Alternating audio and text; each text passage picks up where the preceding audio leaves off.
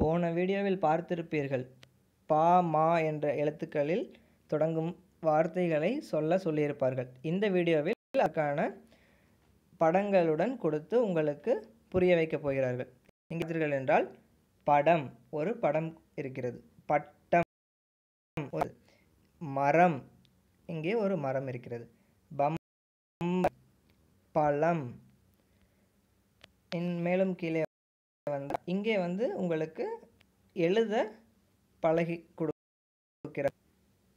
டா, பா, மா, ரா, லா. இங்கே வரைந்து காட்டுவேன்.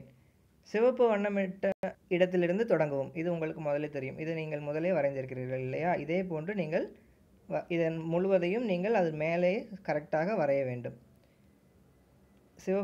சிவப்பு இடத்திலிருந்து தொடங்க வேண்டும். இப்படி. சரியா?